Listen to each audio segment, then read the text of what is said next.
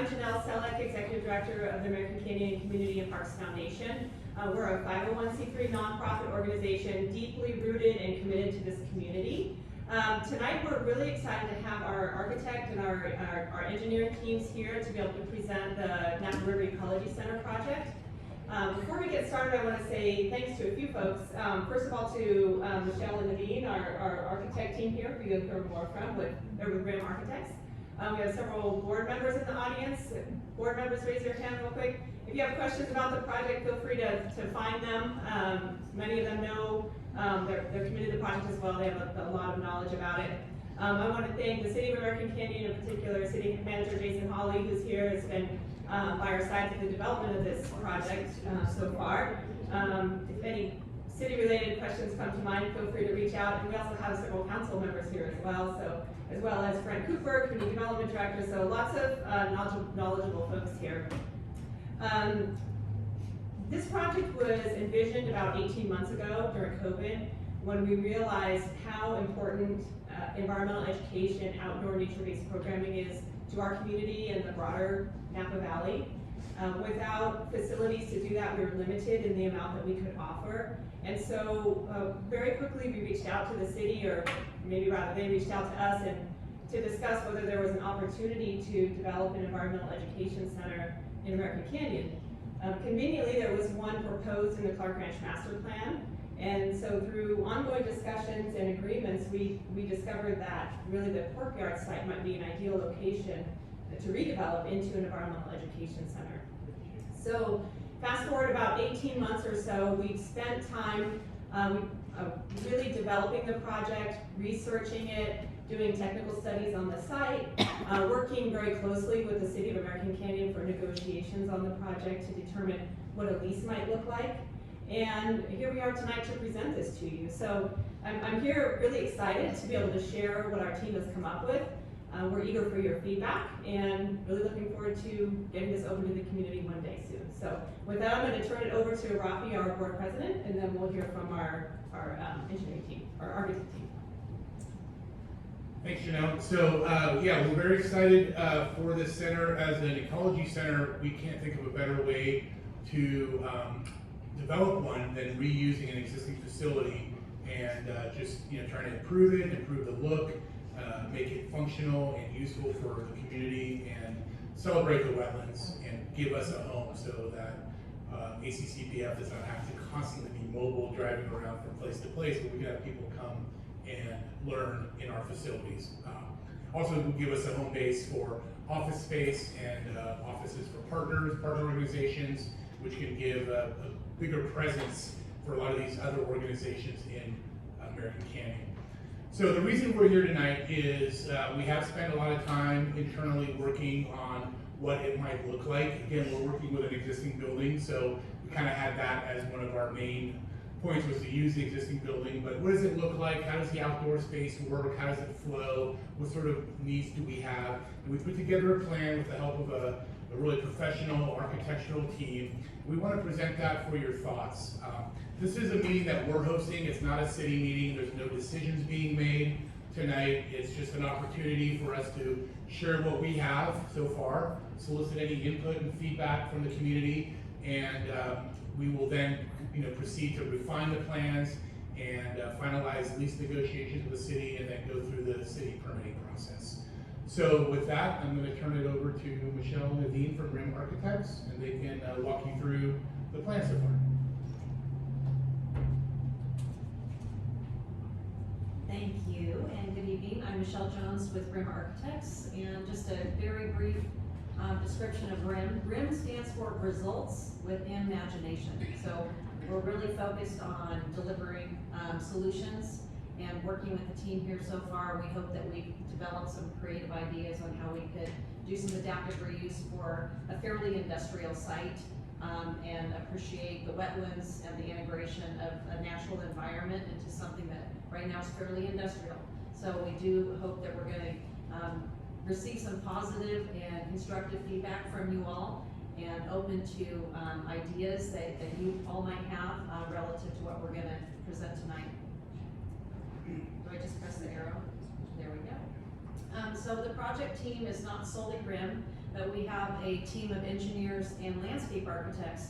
Landscape was very important to how we looked at the land use and the zoning and the organization of how people would experience the site, because it's not just the building, it's really the integration of the wetlands and the building, and how do we create a whole environment that everyone can experience in an education and a collaborative environment, get people to communicate, collaborate, and bring people together. We also have BKF was our civil engineer, so we're looking at all the aspects relative to stormwater, water protection, and filtration and controls, so that we have what we might refer to as a low impact development. You mentioned we're doing a building reuse, and the most sustainable project that you can do is an existing one, and not to tear down and rebuild. So that was what we started with. We have our structural engineers, ZFA. We've been working with these teams for many, many years, and hopefully all of these creative ideas will come together and create a successful project. So the mission, I won't read everything that is up there, but I'll invite you to read along. But as we mentioned, the site is a hub for environmental education. It's perfectly situated with existing trails that come around that site. So the improvements that we considered here are integrating what is existing and then enhancing it so that you have a seamless flow from north to south and throughout the site. Also considering that it is a hub not just for American Canyon, but Napa and all of the entire Bay Area and the regional area. Program partners, as you can see here, the City of American Canyon, the Napa County Regional Park and Open Space District, and so on. You can read all of the names here. Many have been engaged with the group to be able to provide additional support to make sure that the project's moving in the right direction. And that's why we brought the community here today, so that we can also receive your input and make sure that we're headed in the right direction. Design goals, that's a lot. So read as I'm speaking, but as I mentioned, sustainability is one of the major features of the project. So as we're looking not at just low impact development, but thinking about water reuse, environmental sensitivities, how we're integrating natural light, the integration of indoor space to outdoor space. There are a lot of various sustainable features, I think, that you'll see that we'll present here that create an environment that really links this building, education, interior environment, just peeling the walls open, so to speak, to the outside. So we have this strong integration in and through the building, so that it's not just an indoor-outdoor space. We also have been taking into consideration other things like parking and traffic flow, buses coming in, pedestrian versus vehicle traffic flow for safety reasons, as well as security on the site. Thinking about in the evening hours that we would have sufficient lighting, but that lighting is contained. You know, that we have cutoff luminaires, we're keeping all that light within the property, and keeping the dark sky element so that we're sensitive to that environment as well. The location, does everyone know the location? The Corporation Yard. So I won't talk too much about this. I'll move on to the next slide. Here's an overview. This is actually a great Google Earth view, because you can see the condition of the site as we see it right now. The building right there with the red dot, and then if you move west, you can see all of the yard area that's at the back. There are currently, if you see the white roofs that are to the west, there are some structures out there that we're looking to remove, and then we're looking at basically cleaning up all of the equipment that's on the site, so we've got a fresh slate to work with. But then we're working with that existing building, which we talked about has really good bones. It's a solid building. So how can we reuse it with this adaptive approach? Here are some site photos to get you familiar with what the building looks like now. It's a CMU structure, 2 stories, high bay on the first floor, so we have really ample ceiling height. There are 2 stairs on the outside that anchor each in, so we've got to take into consideration, if we bring people upstairs, how do we get them up there if they're ambulatory?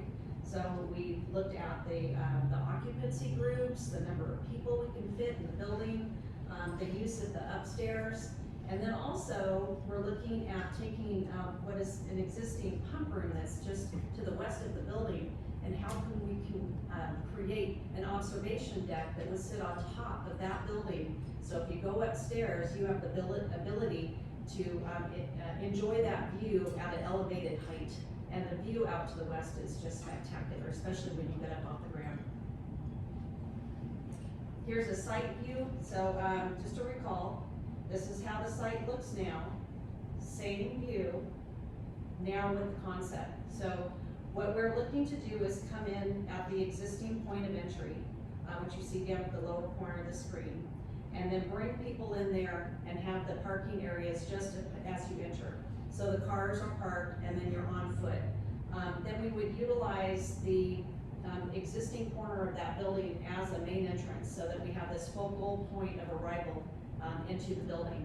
And that also announces that whole easterly section of the site, which is closest to the street, which would have a radial arrangement of raised garden beds, collaboration, open area, seating. It's really a great space for groups to gather and to learn about the land, learn about agriculture and planting, and then also becomes the opportunity to bring people into the building and start doing more education that can be a little more interactive on the inside. And the doors, if you can see in this lower left-hand image, these doors would all open up, so you have this ability to just completely open up that building to the outside. Along the west side, if you skirt around to the back side of the building, if you can read that, it says deck over building. That's the location of this observation deck that we're looking at that would have that beautiful view out to the west. And then further to the west, we have this open, more of a courtyard area where we would have maker space. We could have the opportunity to do farmers markets. We looked at a lot of flexibility in what could happen on this site. So let's consider the space that creates zones that activities could come in and out.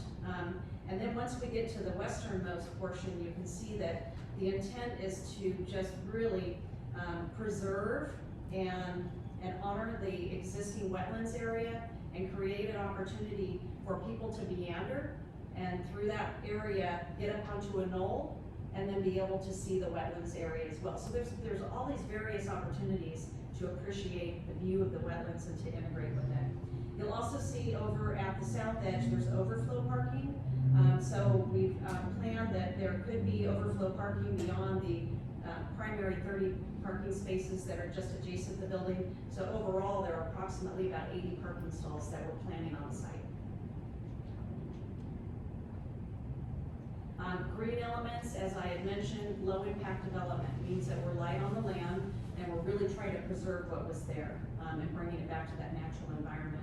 We're looking at various aspects like photovoltaic panels to offset energy production, EV parking. A lot of these are actually basic code requirements within the state of California now. So we're gonna meet all of those regulations, but then also find opportunities to utilize sustainable elements to create a story, do some storytelling. So we've talked about wind turbines, get some nice breezes out there, discovery walks with signage and wayfinding, the garden elements for teaching opportunities, and even rain capture. We had a lot of rain this last year. So let's see if we might have an opportunity to capture some of that rain and use that as an element to tell a story. And I'm going to have Naveen talk a bit about the building itself. You stole all the thunder. And I'm Naveen Nagar, guy in the weeds, project manager on the project. We wanted to keep the design straightforward and simple. We didn't want so many complications in the design because this is made for people, community, for children. So really the first floor plan looks like a large event space. That's more flexible. You move around furniture, create spaces. As you enter, here's the reception desk, restrooms in the background. We are planning on an elevator for easy access to the second level and the observation deck. And essentially a big activity space with storage areas. And like Michelle mentioned, there's a lot of indoor-outdoor interaction in the project. So we were taking all the existing you can see here, but all the existing garage doors and turning them into glazed doors, so you can kind of see through. Okay, moving on to the second floor. Second floor, so here's a famous observation deck. It has an access from the second level, so you get up the elevator, and there's a bridge that will connect to the pump house building that's in the rear, and we will design a landscape observation deck. It also has connection from the outside. The idea being that this is available for the community. So we are designing the second level as offices, which is shown as purple color here, and also as event areas. So the conference room can be used for events, and there's a little kitchenette, restrooms, and then it has a nice connection to the outdoor deck that has a wetland view. You want to take the next one? Oh, facing. That's appropriate.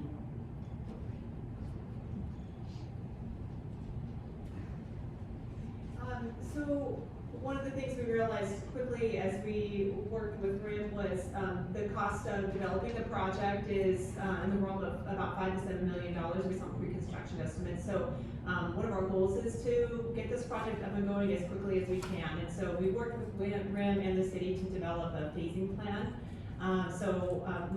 We can move in, first phase has everything that we need to do to be able to open to the public, and that, as you can see, is in that light pink color. So that is redeveloping the building, moving the parking lot, creating the front courtyard area so that the project can be fully open. And then beyond that, second and third phases, including the west side open space, flex area for community gatherings, and then beyond that, the berm wetlands area in phase 3. So again, if we need to do this in phases, we can do it, but our goal is to be able to have the project done in its entirety.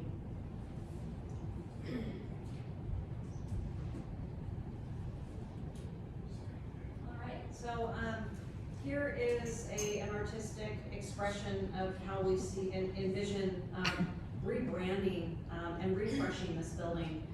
You can see that we pretty much are keeping the shell and the integrity of the building itself. And a lot of what's on this building is paint. It's really color treatment. But bringing in some warmth to the facade with a band that starts to express that the brand of the project. And then you'll see we have a component that marks the entry, something that's down at pedestrian level. So really the architectural treatment on the exterior is fairly minimal. As Naveen mentioned, we are looking to change out the solid garage doors into glass garage doors. Imagine if we opened the glass doors on both sides of the building and the wind that could rush through there. So there was some thought to, let's do it through transparency. So if it is a windy day, we have the ability to shut the majority of those doors, but still have that indoor-outdoor connection. The pine cone is a nice themed element, which there are various of those types of elements that create this, within the landscape, the ability to create a zone where young kids could gather and maybe brainstorm about some type of scientific item.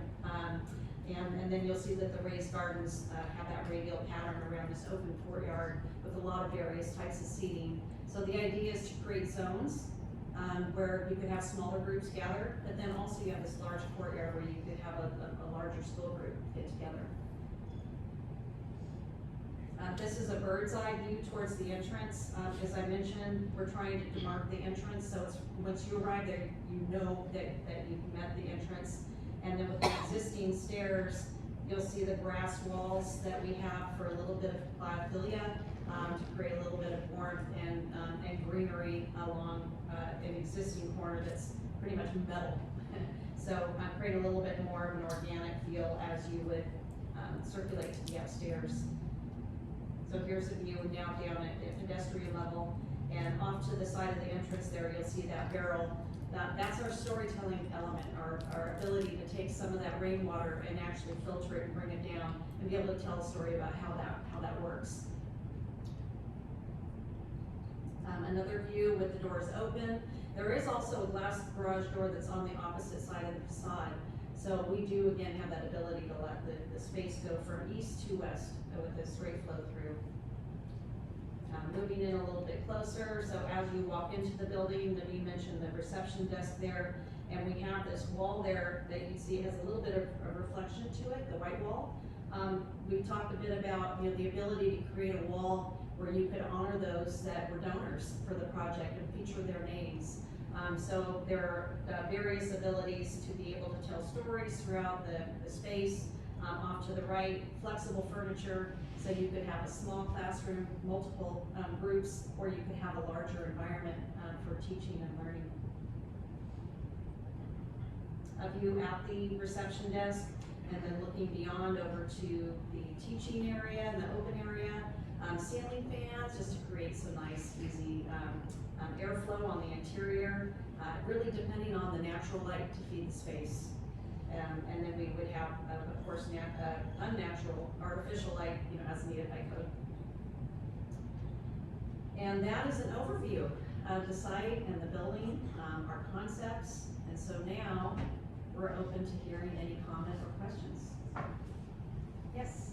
My name is Michelle Torres. I live at 224 Wetlands Edge Road, half a block from the proposed site. I'm concerned about traffic and noise, and have you factored all that in? How many people are we expecting? Because it is a residential area, and is the noise going to be a problem for the residents? That's a good question, and we talked about that. In fact, we talked about it today, and we talked about it months ago. So the building itself, from a code perspective, can fit 113 people in the ground level. Okay. But then the site also has the ability to have additional people there. But we have limited parking there. So I imagine that Janelle can weigh in on this as well, because it will relate to the programs that occur on the site. Okay. But that is absolutely something that we've been taking into consideration, and trying to arrange the site elements so that we can get things on the west side of the building as well. More of the active zones with the maker spaces and the farmers market. I think that anything that's going to create more noise, we tried to have the building be a buffer to that, so that it's not spilling out into the road. Yes? I didn't see the word recreation in there anywhere, and so I'm wondering if that was a conscious decision. There's not like paintball jungle type of recreation, but passive recreation, walking. There's access to the river from that site, so fishermen and that, bird watching, walking, just sitting, meditating, nature photography, all those kinds of things. And I didn't know if you were restricted in your design guidelines to keep that as a separate thing, or if you were going to incorporate that somehow. Actually, the pathway is a strong component of that. Let me see if I mouse around. Can you see me moving my mouse around the screen? Yeah. Okay. So there's a pathway that feeds in here, and you can see it wraps all the way around the site. If you can see some small little gates, there was some concern with security. So there is an area in which we're securing the site, but the pathway is intended to be open during business hours so that people can circulate all the way around. This zone here is a fantastic zone for meditation.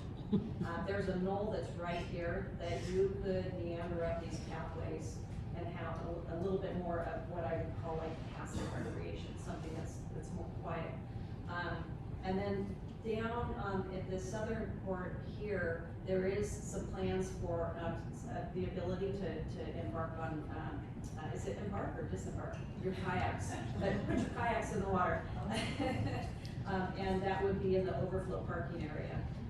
There wasn't really too much discussion about creating anything that was like hyperactive, like, you know, fitness classes or cycling or anything like that. But more so, I'd say on the quiet recreation side, with walking, utilizing the trails, being able to utilize access to water, and then activities that might occur, more like your point, meditation or Zen-related type of activities, so it would be more of a quiet atmosphere. Yeah, and you can also maybe get some future time kayak rental opportunity, which could be a fundraising and would be a recreational asset to the city of American Hanford. Instead of having to bring your own kayak, and even bicycle rentals, because it's right there on a class 1 bike path that has access out to the rest of the wetlands. So I didn't know are you kind of keeping that separate, or is that something you can incorporate if we want to put that in? Yeah, so I think there's kind of two pieces to that. So our area and our scope is the area above this roadway right here, plus the entrance. The overflow parking lot area is an area that the city will still retain ownership of, and I know they are exploring various grant opportunities to improve that, and I think things such as kayak launching, other things are being explored. Kayak rentals, I think we have talked about that. That might be something that could come into play, but for now, our focus is really just getting what we can kind of bite off and chew in the first piece together, up and running, and then exploring, maybe there's other ways to enhance recreation in the area. Yeah, I just think if you don't get it, at least some language in initially, and later on you try to do it, no, sorry, it's not in the plan. Right. That kind of Yeah, that's a good point. Yes, Regarding phasing, is the observation deck in phase 1 or phase 2? it's actually called Phase D.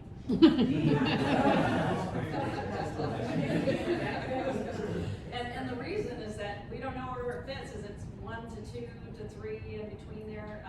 The deck itself is likely gonna be its own fundraising component. It does have some structural complexity to it. It's on top of a pump building that is an essential pump building. And so can we build on top of it? Do we need to span around it? So there are, some considerations, some technical considerations on it. So we're kind of looking at it being its own deal. And there could be a donor that comes in and says, I want that observation deck, so it could proceed phase 2. That's why I didn't get a number. So when is the city gonna give you the building?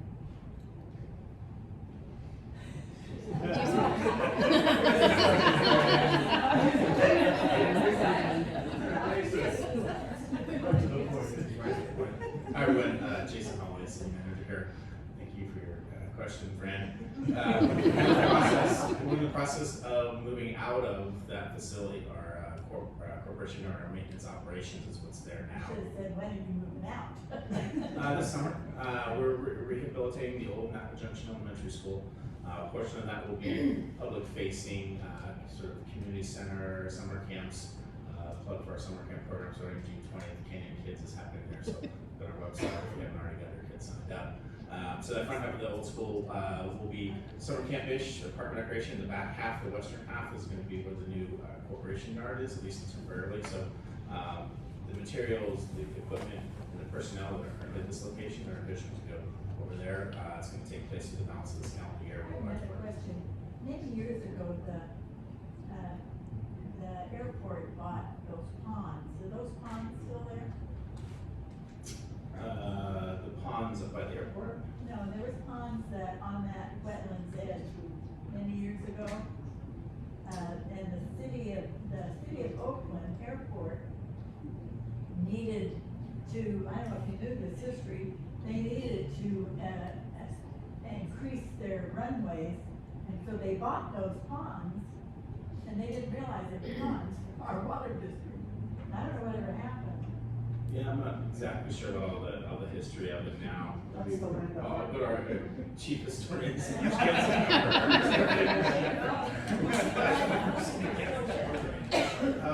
Fran, the history was that Port of Oakland bought that as a mitigation that didn't work.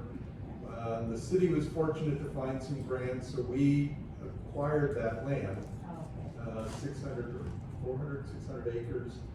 So we bought it with grants, and so that is city-owned property with an open space easement. But it's not a pond anymore, it's filled in, Well, it's a This- wetland?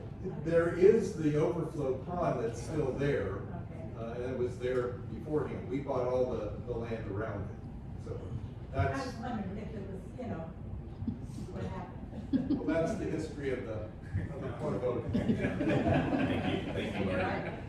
While we're on the topic of the pond that is still there, and some of the efforts that the city is working in parallel but separate from the foundation is really the southern piece of the south of the access road, the overflow parking area, for example. And we've applied for and are currently granted and are currently designing potential kayak launch sites. You can't see them here on this page, but if you imagine taking that dirt road all the way out to where it currently terminates. We'd like to put a kayak launch out there. We're also looking at taking that current overflow pond and restoring it back to its original state as a tidal wetlands area, very comparable to what you see on the north and the west side of the property currently today. So looking at taking that pond, reestablishing it as both a lowland and an upland wetland feature, tidally influenced, and then we're looking at that same time to be able to get approval to put a kayak launch at the end of that road. So your point, Barry, about having some co-located opportunities for rentals is a good one. And as we've started to talk about our long-term relationship with the foundation, there'll be a lease agreement involved, and the city will still have a presence at both locations here. Some of the facilities, particularly the facilities that are below ground, are going to remain, and they have to remain. We can't physically move them. So we will continue to own the property. We'll lease a portion of the property to the foundation, and in that leasing arrangement, we're talking about the opportunities where the foundation may sublet portions of the property for something like a bike rental or something like a kayak rental. But in phase one, not necessarily, because there's not going to be a kayak launch yet. That's a much longer process for getting people to do that, but it's possible. Hopefully. We need a city fundraiser. When is this?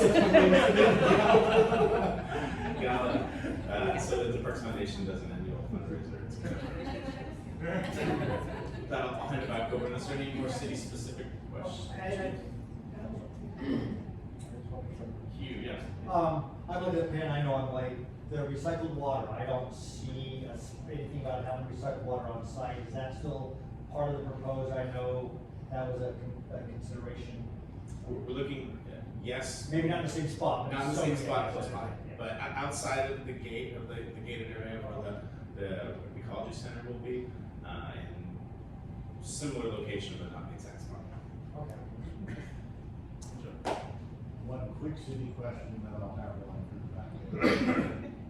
One of the traditional uses of the land out that direction was hunting. I haven't heard a lot of gunshots lately. I don't know to what extent it's curtailed today, but if we're gonna have more people out there, I assume there will be a change in enforcement of these. Yeah, we'll have to go back and look at it. I know there was an issue a while ago. We have the ability to regulate the uses coming from our own property. We don't have the ability to regulate some of the upland areas that are state controlled. So someone could boat in or kayak in from some other location with firearms and a hunting license and take, do those fun activities during the appropriate seasons. We couldn't stop that. We do have the ability to regulate in access coming from our property, but you're right, there could be an enforcement component to that. So thank you for To the foundation. I have one more question. just come Oh, on. I'm sorry. But for these folks. Sometimes in order to do X, which is what we're talking about tonight, you choose not to do Y. Are you bailing on Clark Ranch, or are you still participating in Clark Ranch? I'll take that question. The Clark Ranch was always a city project, and a little more of the history of it. Clark Ranch had a concept of something similar to this inside of Clark Ranch, but it also had a lot of stuff inside that Clark Ranch master plan. If you've ever sat down and really take a look at that, there was a lot of great ideas, all consolidated into a very, very small footprint, very ambitious, but also very, very concentrated. And at the time, we knew there was an elementary school that was going to be there, but I don't think we really understood that there was going to be an elementary school there. And the world's most amazing elementary school, I think. It's just a beautiful campus and an excellent amenity, but you start thinking about compacting all of those uses into a very small footprint. We kind of need to put a little pause on that. So the idea is the Clark Ranch is still a vision that we want to have. It's not going to be as intense. Some of the other users have decided they don't want to locate there either, so it's going to be a less intense version of that, but the Eco Center will be here instead of at Clark Ranch. Now we are looking at kind of an annex, if you will. The city separately has a project. We've got some grant funding to put in a restroom and an outdoor kind of 3-season covered shelter attached to a restroom and some gardens. So that Yeah, it's right there at the corner of wetlands, trails, and all the Correct. existing uses. Yeah, so we're looking at sort of a northern annex, if you will, all of which, you know, and this looks really good to the granting agencies and things too, all of which is connected by the existing San Francisco Bay Trail that exists along that path. So kind of two bookends, if you will, Clark Ranch and the little outdoor education piece that we're looking at, plus the ecology center here, kind of two bookends. And lastly, as we began thinking about this site for this kind of use, instead of Clark Ranch, had to do with the issue of traffic, because certainly getting people from all over to come to this location is simpler as you come down American Canyon Road, but getting all of those folks all the way up Wetlands Edge Road to get to that location at Clark Ranch was going to be a much different journey. And so we felt this was much more centrally located, much easier to find. Thank you. Are we gonna still be able to have, the paintball? Yeah, the paintball is located up north, kind of right near the elementary school. See, Well, fine, that's a whole other issue, but we have a lot of things to talk about with that, but it's there and it's operating. Okay, I wanted to say, I enjoyed the art that you showed, and I'd like to see more of that in our city. You know, a lot of these cities have, and we have somebody over in Green Island Road as an artist, and I think sometimes it would be nice to have some good art in our city, all over. So that's. We'll talk about some of the features, some of the art concepts that are. Yeah, I can jump in on that. So, really good point, Fran. One of the reasons that actually give a shout out to our staff, Joy and Andrew, who are sitting back there recording.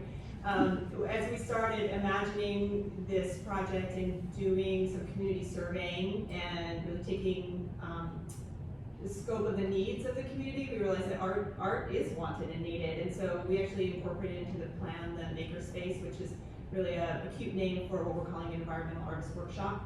So the idea being that this site, which is, you know, modular shed type structure, is a space where people can come and get creative and get messy. It's not as formalized as the actual eco center education building, but it's an opportunity for people to come and create. And we envision and hope that that looks something like maybe people using recycled materials to make environmental sculpture and things like that that can be used on the property and perhaps throughout the city. So we definitely wanted to incorporate art in the plan, and we really feel like this project actually brings together science, art, and nature really seamlessly. Good job. We'll put one on your deck. My name is Jason Kishinev. I'm the trustee for American Canyon and Napa College, but my question comes from me as a private citizen. I'm just wondering, I hear a lot about event spaces and art spaces, which are great, but I'm wondering what kind of educational programs you envision having there? Oh, great question. So a variety. I mean, we do a lot of our current programs right now will find a home there. So we do a lot of environmental education, working with school groups and Napa Unified School District, bring kids out of the classroom and out to wetlands for hands-on learning, as well as community-based education. So this site will provide a home for those programs, but it will also allow us to expand. So we're actually meeting with Dr. Powell in a couple of weeks, so perhaps we can loop you in on that conversation. We would really love to have and formulate a partnership with the local colleges, as well as perhaps the University of California system, which has a naturalist program. So if we could host naturalist program trainings here, we could, you know, spin off a whole new group of young naturalists that could come and do programming in the community. So education will run the gamut from preschool all the way up to adults and older adults and beyond. Awesome, thank you. On the environmental impacts, you're talking about photovoltaic solar panels. Will there be battery backup and will it be as energy self-sufficient as possible? You know about for the whole site? Yeah. Well, there's a giant generator. Have you seen The Beast?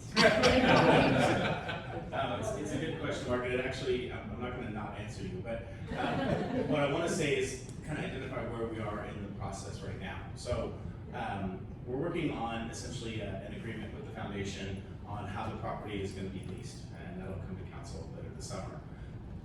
From that process, and these drawings and others, the foundation will be submitting for an entitlement. It's known as a use permit with the city. So that's going to go through its own process, with the architectural drawings, what conditions of approval, what sort of conditions on how the project can be operated, and so forth.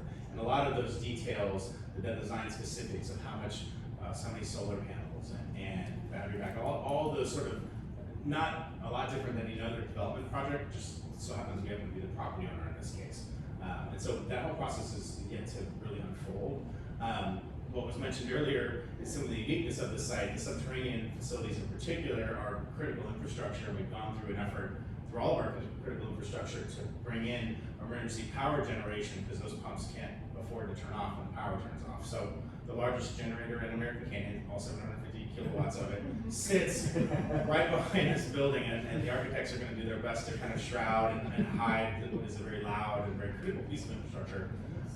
Whether or not the electrical supply for this facility, whether this will be used in times of power outages and whether it's going to be able to be used up the generator is something we're going to have to figure out, because that's a very large load. When it kicks on, you may not want to operate the building off that for other reasons.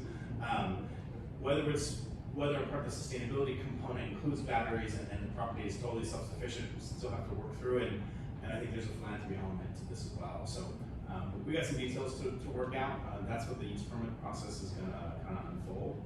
But you know, the very genesis of this project is sustainability, because when it was considered to be happening at the Clark Ranch, it was a brand new build, and as much as you would have done LEED, gold certified, whatever, sustainable, still would have been new materials, still would have been a new build, still would have been impacts, etc.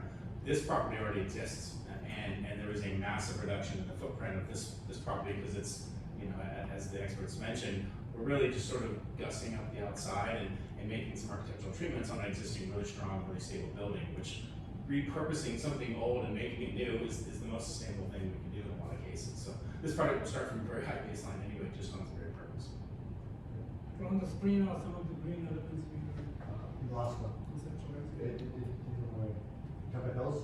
Yeah. Well, I think The only other thing I would add, Mark, is that it will depend a lot from the foundation standpoint on finances. We will have to meet the bare minimums of the code, which are pretty high requirements nowadays from all kinds of green measures, but we would like to be completely energy sufficient on our own. So I think one of the things we'll do is we will plan for the future to have conduit in place, have pre-wiring and things like that, so that if we do then get grants, or if we do reach our fundraising goals quickly, we can put that as part of the project. But otherwise, we can add it in later as grants come up and so forth. Thank you. If you sell the parking lot, you can make it permeable. That's a really good question. We haven't gotten that far in the plan yet, but I know it's an element that's on everyone's mind. It's an important green element, so we'll definitely look into it as much as we can. What's the thinking on EV charging stations? We have EV charging stations in the plan. How many? The code for the number of stalls would require two, one being accessible. There could be an opportunity to increase that. So that will be something that we work out along the way, because we are seeing a lot more of our site developments incorporating almost 25% of our parking towards EV. So we're seeing such a bit more. That was the big discussion at the Climate Action Committee last Friday. Take on was check out plans for EV charging. If it's not installed, these conduit or whatever, it's legal access it when it Yeah, the becomes California code, it calls out for EV capable stalls, meaning that the conduits are there and you just put the charger in the battery. So we're gonna have to do that in the ground later too. Yeah. All right. Thank you. We also have bike parking incorporated into the plan, which is definitely the greenest you could possibly get. Would you be charging fees to enter into the ecology center, or is it free? You know, it depends on the program. We have, in our proposed program plan, we have both fee-based programs and open house community days as well that are free to the public. Michelle mentioned the idea of community gatherings, that we would love to be able to host Earth Day events or other wildlife festivals and things like that, which would be open to the public. To piggyback on that question, will residents get one fee and then outside of our city and then? Good question. Discount? Right, yeah, local discount. Yeah, I know we'll work on that when we get into the program plan a little bit more deeply, but it's a great idea, yes. We've got a question for the architects. the front, is there gonna be a dividing fence, between the property and wetlands edge?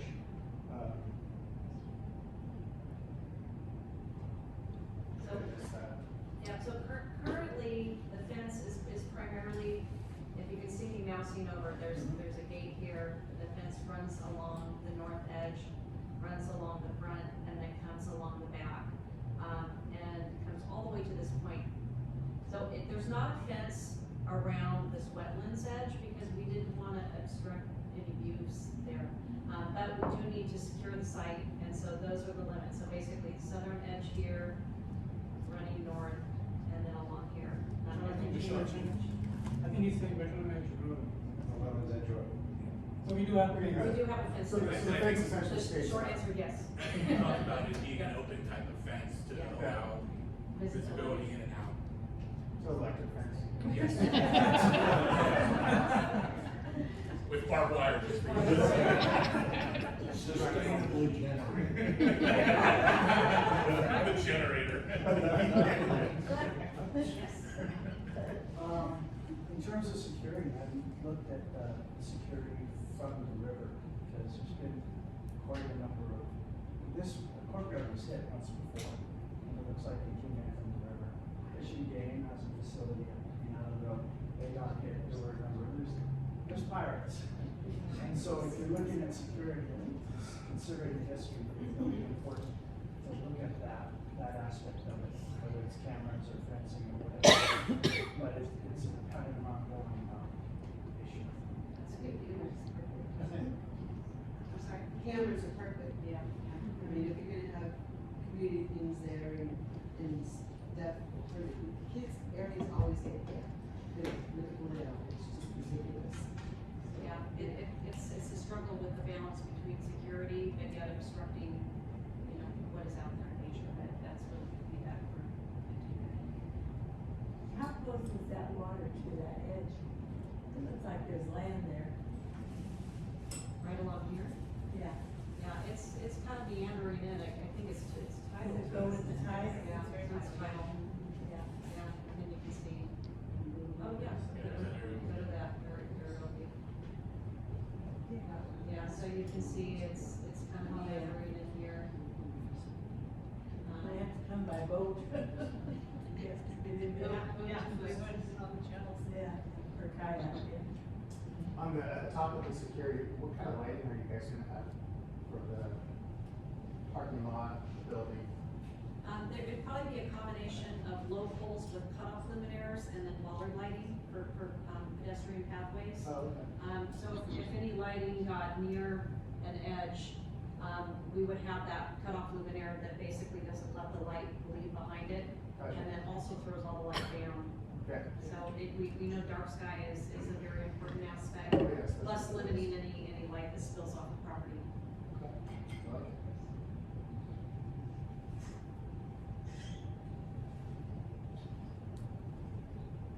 Do you have a target date to finish the whole project? Is it 3 years, 1 year?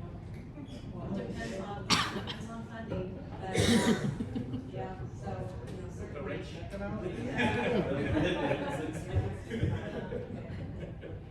So it does a lot depend on funding. We have some processes to go through, as Jason mentioned, with the city and some things to get in place. The city's moving their operations out. But after that, yeah, a lot of it does depend on funding. We're actively seeking major gift donations. At some point, we'll be going out to the community as well and asking the community to support the project. We're also looking at grants and corporate sponsorships. So, through a combination of all of those things, we hope to see this done, at least be in a good place to be able to move forward, starting the project by the end of next year or early thereafter, early 2025. So, anyone interested in supporting or being involved, please send them my way. I'll also mention that we have a community survey out, so we're really looking for feedback from the community. There was a lot of questions about programs, so we'd love to know what programs you would want to see at the site, what kind of education opportunities you would want to see. So take one of these with you. There's a little QR code there. I think it's up on the screen as well at some point. So take the survey if you haven't already. We definitely want to hear from you. I noticed on the list of features there's fire pits, and I'm wondering where are those located and what phase are those in? So fire pits. Build phase 1 or? Right? So, fire pits are located on the west side of the building, or what we call the west side courtyard in the back, so that's actually phase 2 of the project. The idea being that if we had an evening program, whether that's, sunset bird watching or wildlife viewing, that if we wanted to sit around the fire pit and enjoy the sunset, that the community could do that. Stargazing, absolutely. I'm a big stargazer. Yeah, stargazing would be great out there for sure. Yeah. Are you guys gonna have a telescope there? Oh, yes, we would definitely, I envision being able to do, we would love to be able to do, regular stargazing evenings. Yeah. On the observation deck. Yeah. Or be able to walk out toward the river a little more where it's nice and dark. Yeah. Yeah. So